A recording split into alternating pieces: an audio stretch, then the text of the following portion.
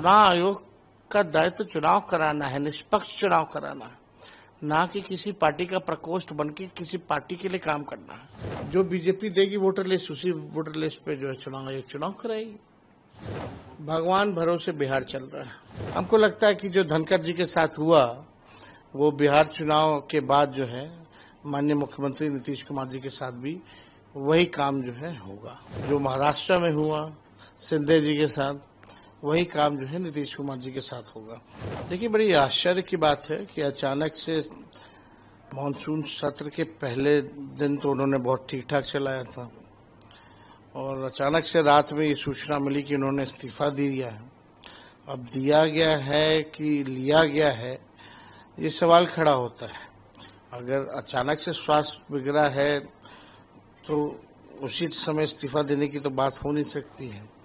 और पहले भी आप देखिएगा कि अगर स्वास्थ्य ठीक नहीं था तो सत्र पहले चालू होने से पहले भी वो दे सकते थे इस्तीफा। हालांकि ये चर्चाएं हैं और लोगों की जहन में भी है कि इस्तीफा जो है लिया गया। अब क्या कारण है क्या नहीं कारण है ये तो वही बेहतर बता सकते हैं, लेकिन हमने तो कल पूरा उनका देखा, वो तो स्वस्थ लग रहे थे और पूरा हाउस उन्होंने चलाया है। अगर ऐसी कोई बात आती तो वो सदन में भी रख सकते थे। अब सवाल ये उठ रहा है कि अब आज बिहार में सदन में असेंबली में बिहार के कई एमएलए ने कहा कि नीतीश जी को भी अब उपराष्ट्रपति बना दिया जाए। आपको लगता है कि वो बनने की स्थिति में? देखिए, मुख्यमंत्री जी अचेत अवस्था में हैं, उनकी सेहत को लेकर के खबरें भी आ रही हैं, लोग फिजिकल तौर पे देखते भी हैं। अगर धनखड़ जी इस्तीफा दे सकते हैं तो लोग अब ये सवाल खड़ा कर रहे हैं, तो बीजेपी जो है आखिर क्या मजबूरी है कि नीतीश कुमार जी को भी अगला मुख्यमंत्री का चेहरा जो है चुनाव तक ही, नेतृत्व तक ही बनाएंगे। हमको लगता है कि जो धनखड़ जी के साथ हुआ वो बिहार चुनाव के बाद जो है माननीय मुख्यमंत्री नीतीश कुमार जी के साथ भी वही काम जो है होगा। जो महाराष्ट्र में हुआ शिंदे जी के साथ, वही काम जो है नीतीश कुमार जी के साथ होगा, क्योंकि अमित शाह जी ने स्पष्ट कर दिया है कि चुनाव तक ही उनका नेतृत्व है। चुनाव के बाद समय बताएगा कि बिहार का मुख्यमंत्री कौन होगा। तो आप कहना चाहते हैं कि अगले धनखड़ बन जाएंगे नीतीश कुमार? ये बात तो सब लोग पहले से कह रहे हैं और हम नहीं कह रहे, अब तो अमित शाह जी ने कह दिया है। उनके आर्टिकल भी हम लोगों ने देखे हैं, उनके बयान को भी देखा है। उनका यही कहना है कि समय बताएगा कि कौन बिहार का मुख्यमंत्री होगा, अभी फिलहाल उनके नेतृत्व में रहेंगे। तो जब बीजेपी के लोगों ने ही, अमित शाह जी ने स्पष्ट कर दिया है, तो आजकल तो सब सेंट्रलाइज हो रखा है, दो लोग जो चाहते हैं वही होता है। आज सदन में आप लोग पहन के पहुंच रहे हैं, उसके पीछे क्या वजह है? देखिए, काले कुर्ते का मतलब ये है कि हम लोग जो है प्रोटेस्ट कर रहे हैं और लोकतंत्र की जननी बिहार है और वहीं से लोकतंत्र को खत्म करने का प्रयास कर रही है चुनाव आयोग बीजेपी के इशारे पे। लोगों का अधिकार ही नहीं छीन रही है वोट का, बल्कि अस्तित्व को ही मिटाने में लगी हुई है। और हम लोग बिहार विधानसभा, क्योंकि बिहार का लोकतंत्र का मंदिर सबसे बड़ा है, वहाँ हम चाहते हैं कि इस इशू पे, एसआईआर के इशू पे चर्चा हो, लेकिन सरकार के लोग जो हैं भाग रहे हैं। आखिर क्या कारण है कि सरकार के लोग जो है एसआईआर पे चर्चा करने से भाग रहे हैं? सुप्रीम कोर्ट ने भी फटकार लगाई, इलेक्शन कमीशन को सलाह दिया, लेकिन इलेक्शन कमीशन अब तक जो है प्रेस कॉन्फ्रेंस उनके कमिश्नर्स अब तक जो है नहीं किए हैं। आखिर क्या कारण है? डर किस बात का है? छुप के क्यों आप ये काम कर रहे हैं? खोल के अगर कहीं कंफ्यूजन है, कहीं सवाल पूछे जा रहे हैं, तो आपको सामने आकर के इसका जवाब देना चाहिए। लोगों में असमंजस की स्थिति है। आज वोटर लिस्ट से नाम कटा, यानी पेंशन कार्ड दोगे, फिर राशन कार्ड दोगे, फिर जितने सरकारी स्कीमों का लाभ जो गरीबों वंचितों को जो मिल रहा है वो भी नहीं मिलेगा फिर। और चुनाव आयोग कौन होता है तय करने वाला कि इस देश का नागरिक कौन होगा नहीं होगा? उनका काम है प्रॉपर न्यायपूर्ण जो है चुनाव कराना, वोटर जोड़ने का काम उनको करना है। अगर कोई संदेह है, कोई आपत्ति थी, तो फरवरी में आपने नया लिस्ट क्यों जारी किया? और इसी वोटर लिस्ट से कई बार जो है चुनाव हो रखा है। 3 बार नरेंद्र मोदी जी प्रधानमंत्री बने इसी वोटर से, तो उनका कहने का मतलब क्या है, फर्जी वोटरों से बने हैं। तो ये कौन इस देश का नागरिक है कौन नहीं है, ये तो गृह मंत्रालय तय करेगा। चुनाव आयोग का दायित्व चुनाव कराना है, निष्पक्ष चुनाव कराना है, ना कि किसी पार्टी का प्रकोष्ठ बन के किसी पार्टी के लिए काम करना है। तो इस पे हम लोग चाहते हैं कि चर्चा हो, और पार्लियामेंट हो या विधानसभा हो, लगातार जो है चाहे सांसद हो विधायक हो सब लोग सवाल उठा रहे हैं। और हम लोग क्यों नहीं उठाएंगे सवाल? जो वोटर्स हैं, जो गरीब हैं, उन्हीं के वोट से चुन करके हम लोग आते हैं। अगर उनके अधिकार को आप छीनिएगा तो हम लोग कैसे चुप बैठ सकते हैं? तो एकदम इस पे चर्चा होनी चाहिए, गंभीर चर्चा होनी चाहिए। बड़ा ड्राइव चल रहा है, 8 करोड़ मतदाताओं का सवाल है। किसी एक वोटर का भी अगर कटता है तो ये अपराध है, और कानूनी संविधान में है कि भाई 18 साल के होने पर आप वोटर रहे देश के, आप ये नहीं छीन सकते।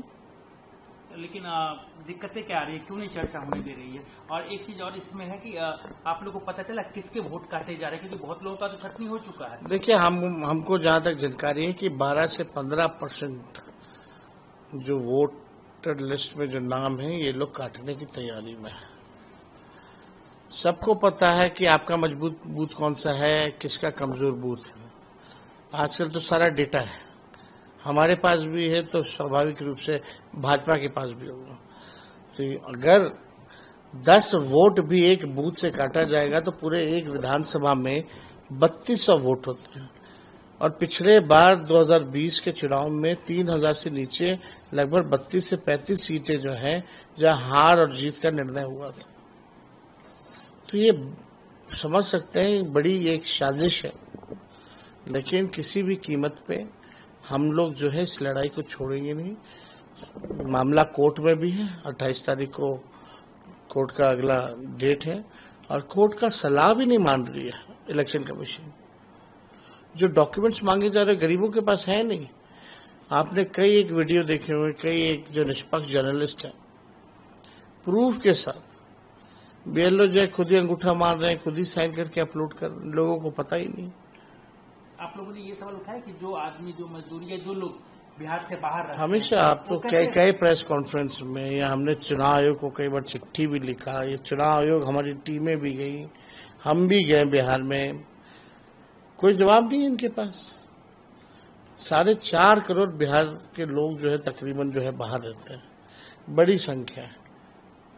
तो कहीं ना कहीं, और ये काम जो पिछले बार एसआईआर हुआ था 2003 में, 1 से 2 साल लगे थे। अभी कैसे अब आप जो है 25 दिन के अंदर पूरा प्रक्रिया जो है पूर्ण कर लीजिएगा।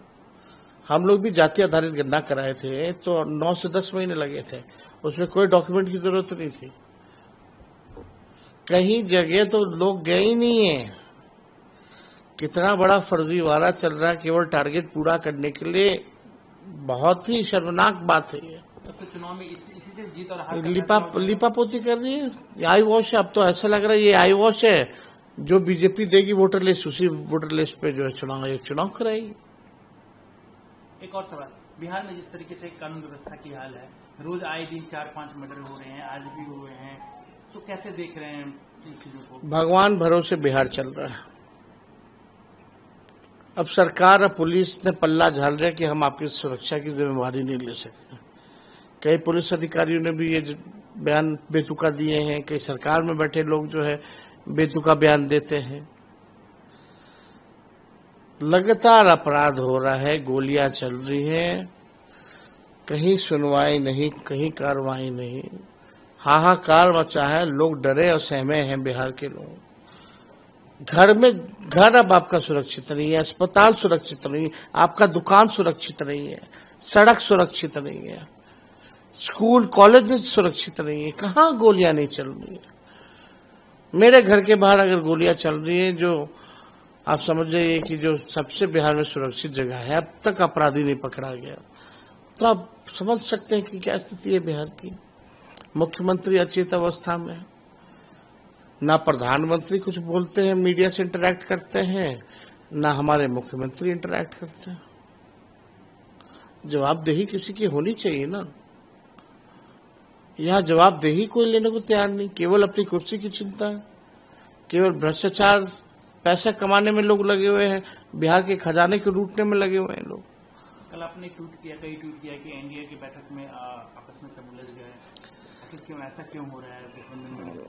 वो तो सब लोगों को पता है, सार्वजनिक चीजें हैं, यहाँ ऐसा हो ही रहा है। तो एनडीए में सब कुछ ठीक थोड़ी है। एनडीए में बहुत तरह के, बीजेपी में कई गुट हैं।